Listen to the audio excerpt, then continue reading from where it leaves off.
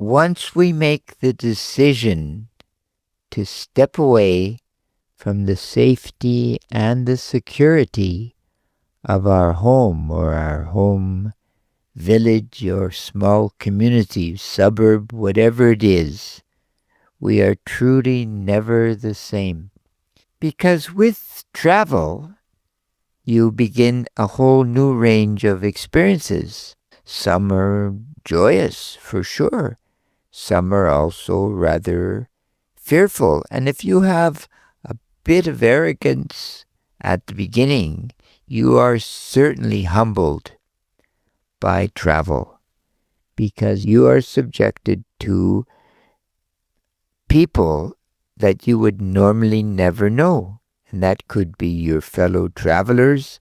That's certainly going to be the case when you're faced with these endless rounds of security. The customs guard can refuse to allow you entry to a given country, depending on the jurisdiction, for up to 5 years. He or she can decide that you're not a worthy alien to be able to enter into the country. And that can pose a lot of complications because, of course, there is no appeal. So when you go there with your arrogant stance, you run the risk of basically being refused. But on the more positive note, once you get past the travel and you're deposited someplace having cleared customs, then your real adventure can begin, because the first thing that comes to you is the stunning decency of the average human being.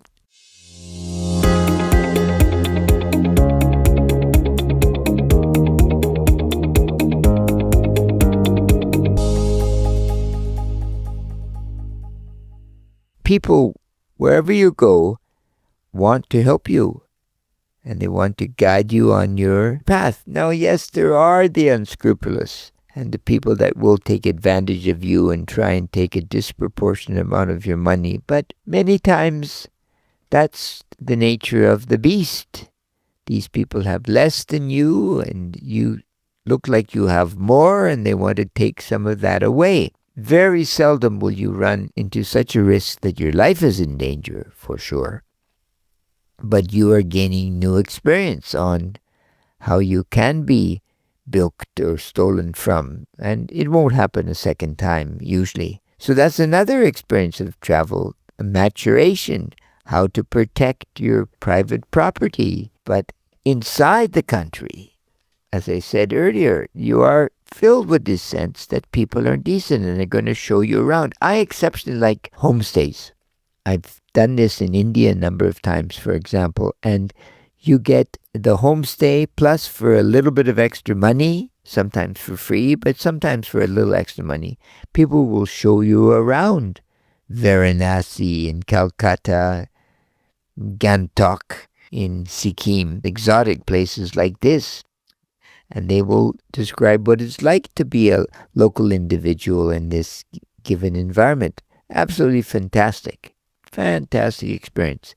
Changes your view of the world. Now, historically, we didn't travel very much, did we? If we had a farm or worked on a farm, we perhaps kept within a distance of 20 kilometers. The next village was over the rise, and that was a long way away. And when we went to visit the village on the other side of the rise, it was like we were going to another country. And to actually date a girl, for instance, if you were a man from that village, wow, she was a maiden from a very, very, very far away place, almost mystical and magical in a certain sense of the word. But of course, this world no longer exists, and even if we don't physically travel today, we do have access to the internet, which shows us or can show us everywhere, virtually.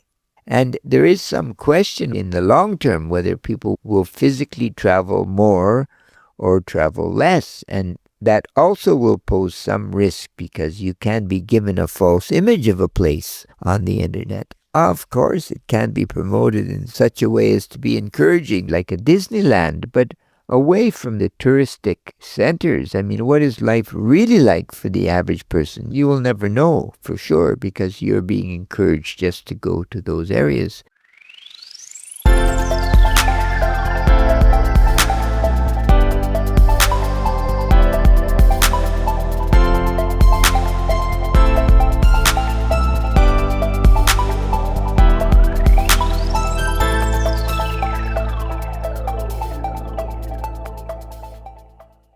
So what do we get from travel?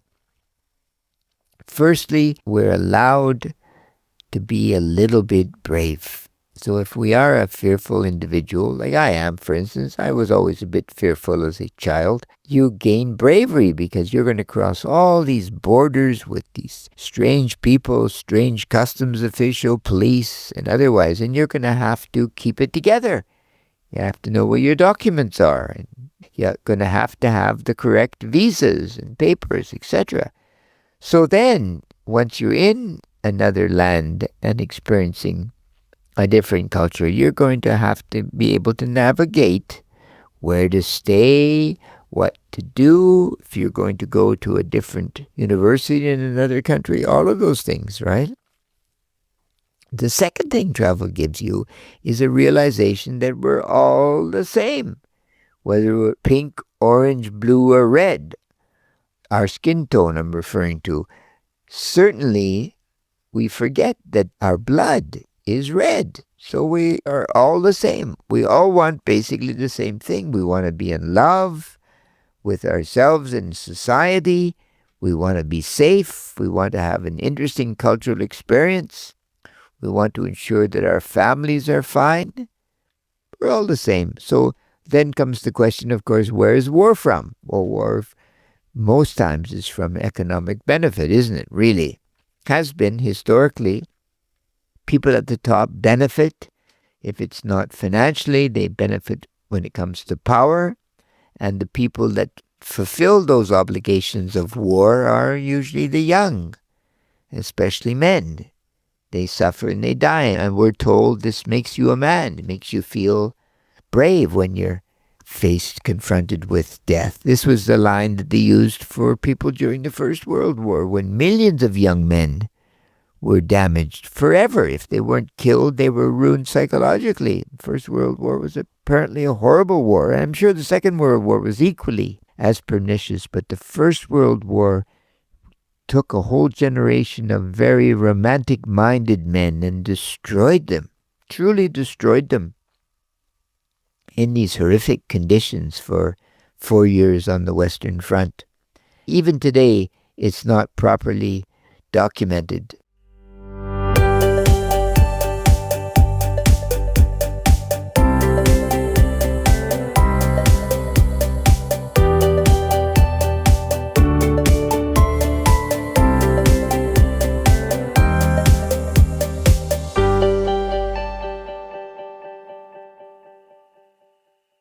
Good book to read is All Quiet on the Western Front. That's from a German perspective, but still, it's the conditions of war, never the same. I think it's changed the way we view civilization in a way, because it was so easy to expend life in the First World War. Life was always a little bit more precious, certainly when it came to the ruling classes. And yet it was all tossed away. 25% of young men of the ruling classes were killed in the First World War. So it was the end of the British Empire for sure, because they couldn't manage an empire with such a dearth of highly educated individuals. And all the chaos with the collapse of empires, right? The First World War, big area of study. So travel. We realize that mankind can be bizarrely cruel, but of course, our example when we travel is one of love and peace and harmony. And then the final thing that you come away with is a little bit like the monomyth. When you return home, which you will, inevitably, you feel somehow more mature, more worldly. So your view of mankind, even though it's been subjected to perhaps circumstances that weren't always positive, your view of mankind is much more hopeful in the end, isn't it? So, travel, we realize that mankind can be bizarrely cruel, but of course, our example when we travel is one of love and peace and harmony. And then the final thing that you come away with is a little bit like the monomyth. When you return home, which you will, inevitably, you feel somehow more mature, more worldly. So your view of mankind, even though it's been subjected to perhaps circumstances that weren't always positive, your view of mankind is much more hopeful in the end, isn't it? So travel. I like to travel with my walking partner, David. He's a great travel companion, but there are people who like groups. I don't think the travel group is the best way because it does somewhat sanitize an area you're going to, and it would be best to perhaps really understand where you're going. But either way, travel is important. So, you know what they say. You know what they say. Critical thinking is everything, especially when it comes to travel, and critical thinking is great, truly great. You take care. God bless. Bye-bye.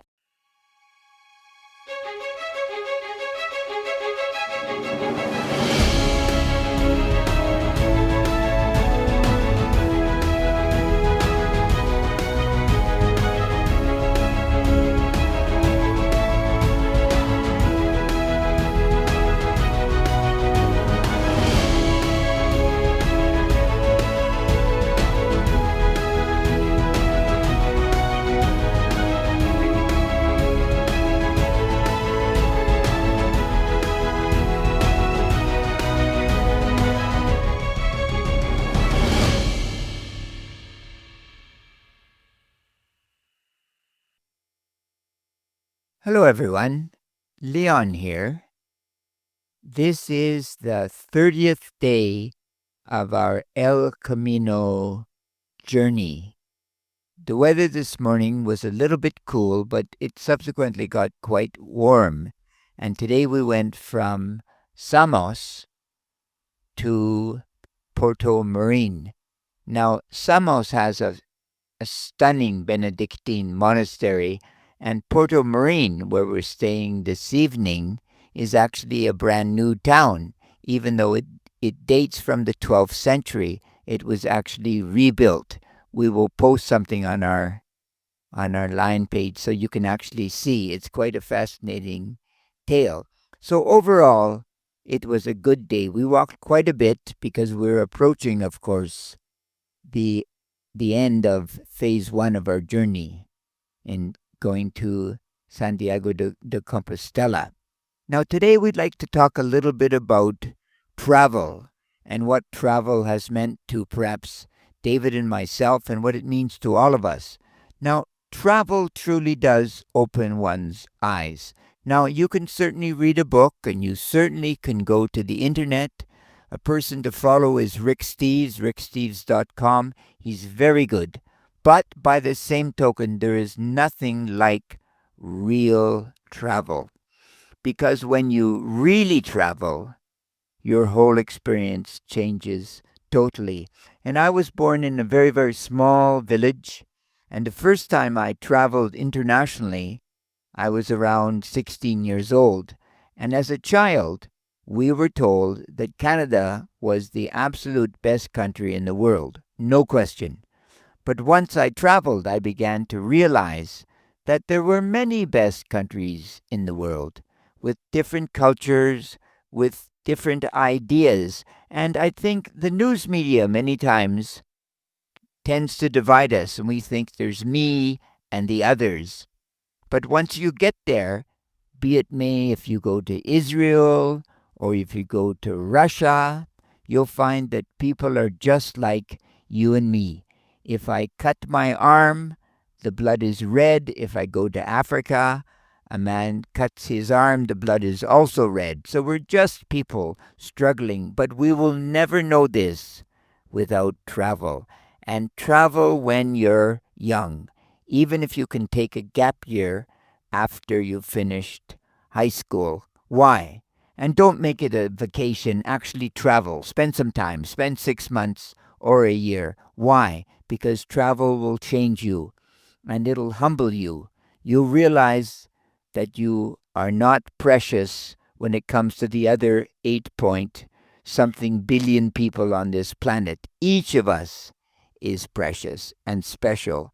And we have to learn to live amongst one another. And travel helps us tremendously. And I think what we've experienced on the El Camino, David and I were discussing today, I think the first thing that we think of is that human beings, we often hear that human beings are dangerous, they're evil, etc. But on the Camino, you very quickly realize that we're all the same. We're all attempting. And yes, there are some people that are not good, for sure. They do exist, unfortunately, in the world. But for the most part, people are very good. For the most part, people are very good and very kind, and they want to develop. So I'll pass this over to Dave for his thoughts on travel, and then we'll have a chat further. Yes, Dave here. One of the first things that I noticed when traveling was that most cultures have are very similar in a lot of ways. And these are things that we don't really think about. For example, bread. So think about the bread in your country where you live. And if you've had the chance to travel, think about the kinds of bread that you've enjoyed in other parts of the world. In many ways, it's the same. In other ways, not so much. Another example would be noodles. So, in Taiwan, of course, you can have niudo mian, the beef noodle, or you can have instant noodles popular in Taiwan and Korea, Japan. Ramen is popular in many places. But then you head over to the Mediterranean area and you can enjoy things such as penne and spaghetti. And in the end, these are all noodles. Perhaps the sauces are different. Perhaps some of these noodles are made from flour and others from rice. But the taste is quite similar, and at its essence, it's the same. Why? Because we as humans, like Leon was saying, we bleed the same. And in our core, we just want to experience love and be loved and have good relations with our family and our friends.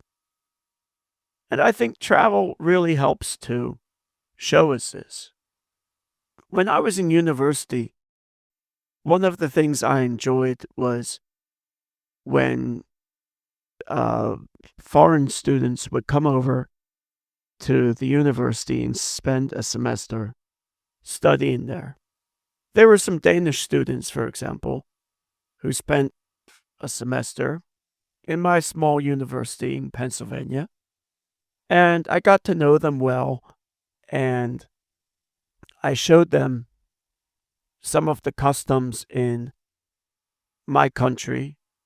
And one time I invited them over for a cookout, and we grilled hamburgers on the grill. And afterwards, my family had showed them about making s'mores, which were graham crackers and chocolate and melted marshmallows. You could make them on the grill or melt the marshmallows with a campfire. A lot of people would do that. And my Danish friends, they loved it so much that when I went over to Denmark a few years later to visit them, guess what?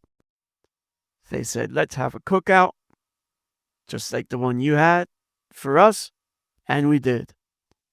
And I remember one of my friends had said, why don't you and my boyfriend, her boyfriend, go to the supermarket and get some ingredients to make s'mores? So off the two of us went. And we went and we bought the marshmallows, a cracker, and we bought chocolate. When we got home, or got back to her place, my friend's place, she takes a look at what we bought and she says, why did you buy the dark chocolate? You can't make s'mores with dark chocolate. Well, my friend's boyfriend, he was Danish and he was not there when we had done the cookout, so he had no idea. And I don't speak Danish, so I had no idea that this was dark chocolate that was being bought. And he never asked because for him, I guess that was the chocolate that he thought would go best with s'mores. So we made them, and in this way, we created a new Danish s'more. And they were good, but different from what we did back home. But that's my point. When you travel other places, you can meet new people. We can see some differences, but we can share and enjoy and celebrate our similarities. Now back to Leon. So, just in closing, I think that travel also makes you enjoy humor, and you can have a laugh at yourself. So, if you are a bit serious when you travel, this quite quickly will be lost, I'm sure. A long time ago, I went to school in Poland, and I took this young lady out to lunch, and I was practicing my Polish, and I ordered small pieces of chicken, and she ordered something as well, and the chicken came, and I'm eating the chicken, and she said to me, "Do you like liver?" Now, I do not, at the time at least, I did not like liver at all, bordering on I hated liver. And I said to her, "No, I don't like liver." And she said, "Well, that's strange. You seem to really be enjoying the liver." So the tiny pieces of chicken that I had purchased or I had ordered were actually tiny pieces of liver.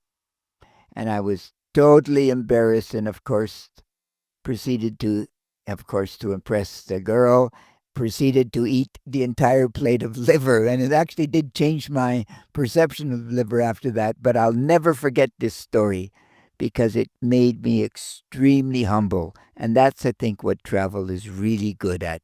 You can have a laugh at yourself because the people that get angry at the clerks who don't understand or other relationships with foreign people really are tragic because in reality, once again, once we travel, we are really accepting. David and I on the Camino trip are really accepting of a room with 10 other strange people and rushing into the showers at 5 o'clock in the morning. You learn tolerance, and tolerance, I think, is the major byproduct of travel. So you take care. We'll report on tomorrow. We're getting close, though. 3 more days to go to phase one of our trek. So you take care. God bless. Bye bye. Bye bye. Good evening. Good night.